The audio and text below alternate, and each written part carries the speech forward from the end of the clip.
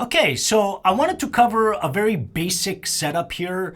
Somebody requested this and I'm more than happy to do it.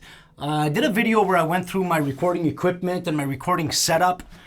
Basically a 2-channel setup. This is a Songwriter Studio. Even though of course I use it for more than that, I do produce songs here as well. And this day and age with technology and just affordability of equipment, it's just amazing what you can do from home. So, but anyway, my primary purpose with the studio is as a songwriter, and I write songs. And this setup here, 2 microphones, an acoustic guitar, and a songwriter, a vocal, is a very common setup. And it doesn't have to be complicated. What's important here is mic placement and performance. So here we have 2 mics. I've got a tube mic over here catching the vocal. I've got a condenser over here for the guitar. Of course, they're gonna mix. Obviously, the vocal is gonna go into that mic, the guitar is gonna go into that mic, and it's all gonna get mixed. And if they're placed properly, there's nothing wrong with that. Okay, it's gonna be a nice little mix at the end of the day. A very simple setup and a very simple way to demonstrate your song. Okay, so we've got an acoustic guitar here. We've got a couple of mics. What kind of mics they are doesn't really matter. Okay, that is not important. Especially these days, for a couple of $100, you can get a Rode NT1, and I have one of these somewhere. It was my first mic that I ever bought 20 plus years ago, and I still have it. The Rode mics are incredible, an incredible value, great sounding mic. So it could be a Rode NT1, it could be an AKG 414 like I have here. I've got a Bee's Knees over here, which I love. It's a U67 clone, I think, but it's an incredible microphone. It's an Australian company, Bee's Knees, just like Rode. But the point here is it doesn't matter. The gear doesn't matter. Okay, over here, I've got a preamp here. I've got a couple of more preamps here as part of my USB interface. And most interfaces these days have preamps built into them. They're not all made equal. I used to started off with a Scarlett. Actually, I started off with a Tube MP back in the day. But that wasn't an interface. That was just a preamp. And I don't even remember what my first interface was. I think it was M-Box or whatever, it doesn't matter. Okay, these days the USB interfaces are amazing, like the Scarlett, which is a very popular one, the Scarlett 2i2. I have one of those, I used one of them. The RME Babyface is incredible. This is the Neve 88M. It's a bit more high-end, but the principles are the same, guys. It doesn't matter what the equipment is, you're gonna use the same techniques to record your song, okay? This one just happens to have 2 Neve pre's, which are amazing. So I'm using one of them, and then I'm using the other preamp, the Chandler, to go through a compressor. It's a good idea to use a compressor when you can, right after the preamp. So you go from your microphone to the preamp, whatever preamp that is. It could be one built into your USB interface, but if it's built into your USB interface, you cannot go to a compressor after that, because it's going straight into your DAW. It's going straight into your computer, okay? So you want to go into a compressor before going into your USB interface, meaning that you're going to use an external pre.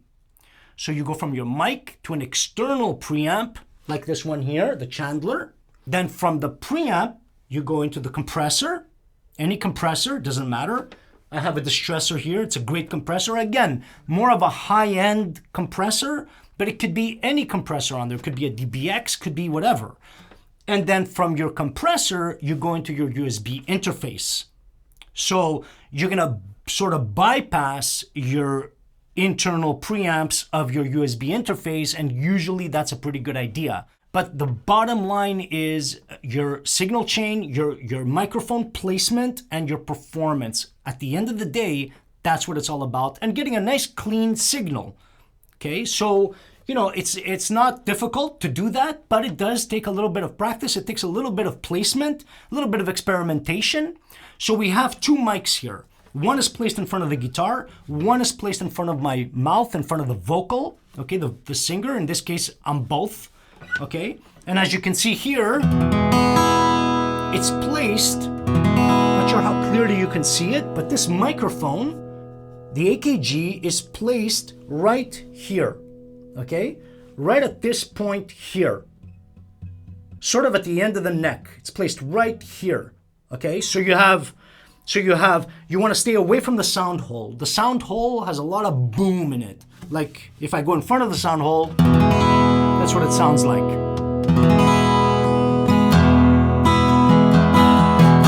Too much. I'm probably distorting the pre, okay? That's just way too much. If I go too far away from the hole and I'm right on the neck, like right around here, let's say, or in the middle, this is what it sounds like. Which can be okay as well if you have another mic placed right around here to catch a little bit of the body of the guitar. But if you have only one mic to place in front of the guitar, I found in my experience the best place to put it is right here. Right in this area here, okay?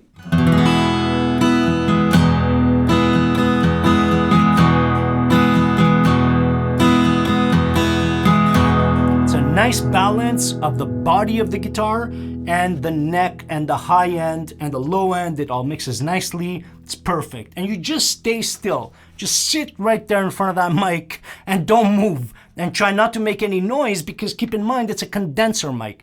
Condenser mics pretty much pick up everything, okay? Now you can also use a dynamic mic on the guitar. SM57s are good. You can use a bunch of different kinds of mics that are dynamic, meaning they don't pick up all kinds of detail. They have a lot less sensitivity, okay? And that could be good separation also with the vocal. Some people prefer to do that because right now, a lot of my voice is going into that mic. So to avoid that, if I want to minimize that, just put a dynamic on there or put a dynamic up here, either way, okay? Or use two dynamics. Then you'll have some really good separation. And when you go in your DAW, you can actually, work on, separating those tracks and processing them differently and all that business, okay? But anyway, so here we have a nice placement for your mic on the acoustic guitar that works really well. As far as a mic for your vocal, well, I don't know what this is. I think it's about maybe, 6 inches, 7 inches. A little bit of distance so you minimize the pops and the S's. If I come close to the mic, you can see over here the pops are gonna be, you hear that? It even distorted. Because the pops, the P is a very powerful, you could even feel it. You put your hand in front of your mouth, you can feel that. It's a lot of power. So there's also pop screens you can use. I don't really like to use them too much because I like to preserve that high end. I'd rather control the vocal, control my performance, but that comes with experience. So you can very easily use a pop screen there to minimize the pops and the S's. But as a good starting point, good practice is just to have this distance between yourself and the mic. And with the guitar, it's about 3 inches. It's about half that distance between the mic and the guitar. That's what I found works best for me. But again, experiment, test it out, check it out, experiment with it. And that's the best way to actually learn. Just move mics around, see what they do, see what difference it makes. Move your settings around, your preamp, your compressor, play with all of that. It's all about finding your sound, finding the sound that you feel projects your performance the best. So that's the key here. At the end of the day, you're the best judge of that. What sounds good to you? Does it sound like songs you like? Is the performance coming across clearly? That should be your primary concern.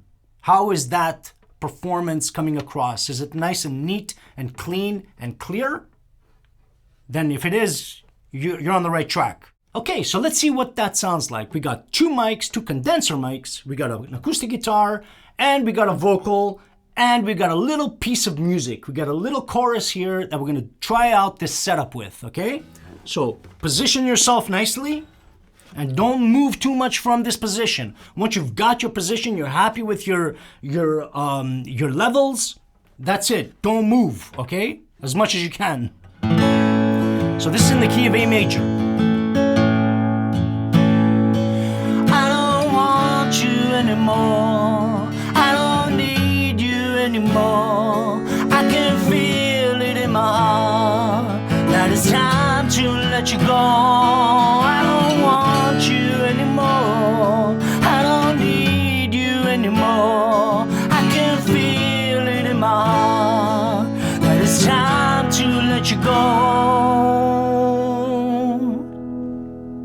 All right? That's not bad. Sounded like a good, clean performance. I didn't move much. I tried to stay still as much as I could. Mic placement is good. The performance was clean. We should have a nice, clean recording out of that. I don't want you anymore. I don't need you anymore. I can feel it in my heart that it's time to let you go. I don't want you anymore. I don't need you anymore. I can feel it in my heart that it's time to let you go. As a songwriter, as a basic demo here, this is what you want to achieve. It's very simple. 2 condensers, 2 dynamics, a dynamic and a condenser, whatever combination, preferably going from a preamp to a compressor to your USB interface. Okay, that's the preferred signal chain. And that's it. Bob's your uncle, as they say. All right, so I hope that helps. I'll see you guys next time.